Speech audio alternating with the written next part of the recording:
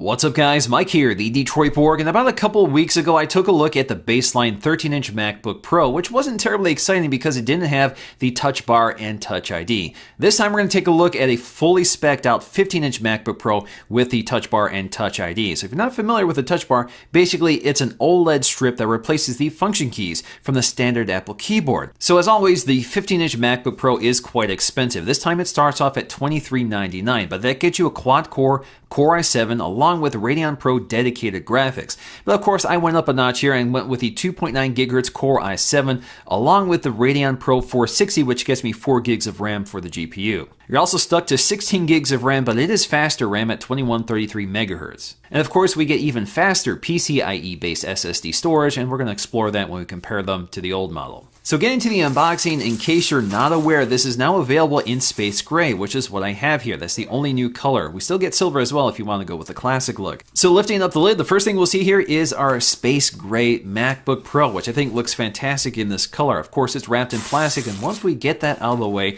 we can go ahead and lift up the lid and remove the piece of paper that's protecting the glass display. Now, as you can see in this case, soon as you open up the lid, it boots up right away. That's a new characteristic of the MacBook Pro. Also new with the new MacBook Pros is the elimination of that classic Mac boot up sound. So now it's completely silent. There's also a slight tweak to the setup process here because we have a Touch ID sensor built into the power button. So this is a second generation sensor, which again is covered with sapphire glass, and it's pretty quick to set up. And because this is Touch ID, you can use this for payment, so you can set this up as well through the setup process. Now, before we dig into the details of the hardware, let's get to the accessories, including our packet, which includes some paperwork on how to set up and use the new MacBook Pro, in addition to white Apple stickers, which once again don't color match the MacBook Pro like they do with the MacBook. And of course, we have our new power adapter. So this is a USB-C device, which means we don't have MagSafe anymore. So the adapter itself has a USB-C port. It's no longer tied to the MagSafe cable. So if you break the cable, you don't necessarily break the power adapter, so you can buy them separately. Of course, the wall adapter is once again removable, so you can extend this with an extension cable or use an international wall adapter. And before you ask, you will not find an extension cable hidden underneath the tray, which is an old internet joke. Now, once again, if you haven't heard, the backlit Apple logo has been sacrificed for this new display technology. I think that's a worthy trade-off, but of course it would be nice to have that signature feature retained. So when it comes to the keyboard, this is the same one that's also on the 13-inch. It's also the same size, which means you have all this space around it. So we have these large speaker grills on either side, and of course, we have that gigantic trackpad just below it. So this is a Force Touch trackpad, which works as it did on the previous model, but of course we have all this surface area. Now, because this trackpad is so wide, you have to rest your palms on it in order to type. But we have excellent palm rejection, just like on the 13-inch model, but it's especially important with this 15-inch model because the trackpad is even wider. So you're definitely going to be resting your palms on this while typing. So I can rest my palms on the trackpad, even lean pretty hard on them, and it doesn't register a click. So again, this is a Force Touch trackpad, so it replicates a physical click with a vibration motor called a Taptic Engine. So you're not getting a physical click, it's just a force sensor that detects whether you're pressing with your fingers or leaning on it with your palms. Now, in my previous MacBook Pro video, I talked a lot about the keyboard, which is using a second generation butterfly mechanism from the original MacBook, which this originated from. So it's a much better keyboard than that one. So if you were put off by that keyboard, this is definitely worth taking a look at. I've actually been using it for a few weeks on the 13-inch model, and I absolutely love it because it's so fast. It's got a much more solid click than the previous model, so you get a lot more feedback, so you're much more confident when striking the keys with this keyboard. And because the keys are much more solid, there's a lot less mechanical action taking up your time, so you can fly across this keyboard. So if you're a fast typer, you're going to love this one. This keyboard also has much better lighting than the previous model. Each key gets its own LED light, so there's much less light leaking, and the keys themselves are much brighter than the previous model. And incidentally, with that OLED touch bar toward the top, because it's OLED, it actually matches pretty well to the keys below it. So the colors and the lighting are very similar.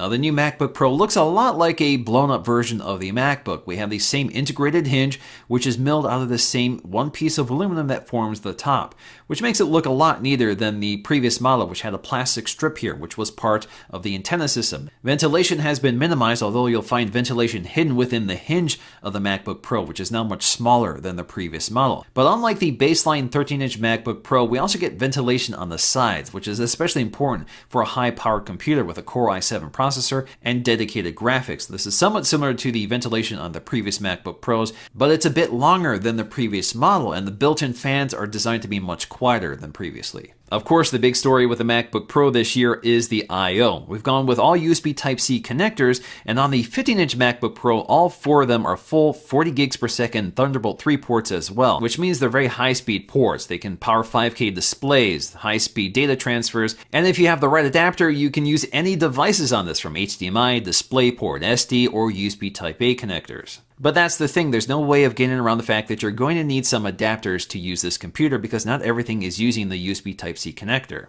And like all MacBook Pros, returning once again is a 720p FaceTime HD camera with an LED indicator and an ambient light sensor. Speaker quality has also been improved slightly. It's not quite as dramatic as we saw with the updated 13-inch MacBook Pro, but it definitely sounds a bit louder with a wider range. Now, the big news with this generation really is the touch bar, which is an OLED strip at the top of the keyboard replacing the function keys. Now, the function keys are still here. They're virtual buttons this time, and they sort of move around, but they're always available. Now, the touch bar itself is OLED, so it only lights the pixels that are needed, so it does blend pretty seamlessly with the keys themselves. It's a very nice looking design. The touch bar has sort of a matte texture which matches the keys, and it's also very anti-reflective, so you won't get a lot of glare on the strip. Now, to the far right, we get our Touch ID sensor, which does have a sapphire crystal lens over top of it.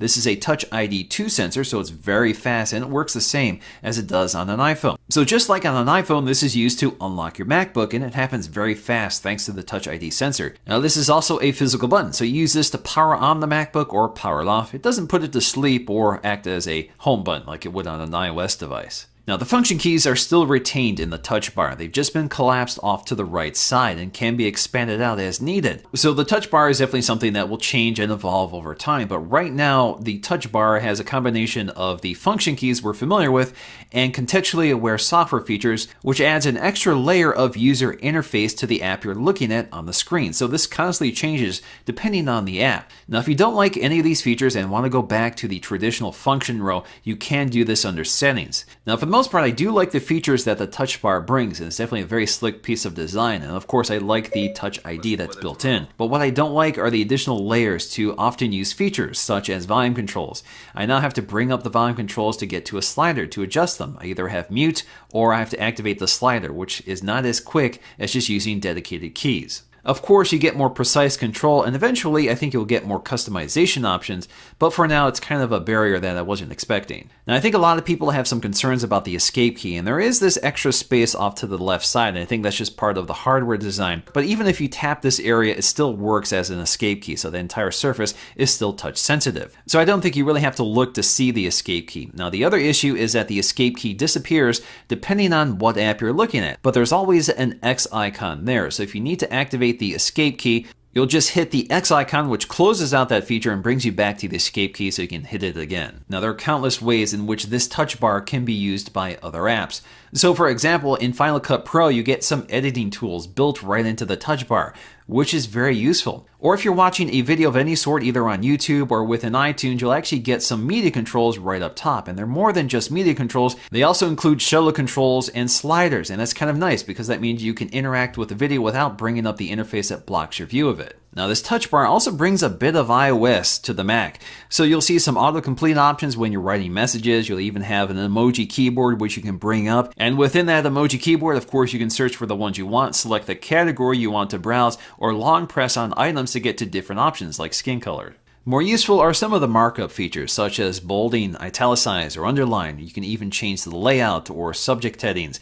You can also change the color of text, and you have a really neat interface here for that. You can change the color, the intensity, you can go with a standard color or pick anything from a color selector. So it's kind of neat to see the keys sort of transition to these bright, vibrant colors and images. Now, less useful but kind of neat is the timeline within the Photos app. So I can scrub through all my photographs and see little thumbnails right on the touch bar itself. But I really like some of the features within Safari. So for example, I can create a new tab. I can see the open tabs with a preview of the website right on the touch bar, or I can open up any one of my favorites. The touch bar is highly customizable at the app level. So if the app supports the touch bar, if you go to View, you'll see the touch bar settings. This basically brings up an interface that allows you to drag and drop the various tools that are available for that specific app. So this allows you to drag and drop a few items, but of course you're limited here because we don't have too much real estate. You can also drag and drop to remove anything you don't want in the touch bar. So when it comes to performance, I have the most powerful version of the MacBook Pro you can buy, so this should give you a rough idea of what performance is like. Now, Apple is primarily focusing on the graphics performance here, and Apple says you should see about 130% improvement over the previous model, so that's definitely where the strength of this laptop is. Now, when it comes to the standard Geekbench test, the differences are not quite as definitive. Of course, there is an improvement with the new model, but it's not that significant. We also get much faster SSDs, well above 2,000 on the read speed and near 2,000 on the write speed. That's a significant improvement over the previous model. Now, the interesting thing about the new MacBook Pro is that the battery is much smaller. We go from 99.5 watt hours to 76. But Apple says it should deliver an average of 10 hours, which is an hour better than the previous model. Ultimately, there's a lot to like about the new 15-inch MacBook Pro. It's got a great design that's much more compact than before, which makes 15 inches a lot more manageable than it used to be. We have this fantastic new display, and we have that massive trackpad, which is very clever. And the touch bar definitely adds a new layer to the interface, which is genuinely useful if used right. And of course, this is something that will evolve over time as software and applications are updated to use it. And it's fantastic to finally have Touch ID for logging in and Apple Pay.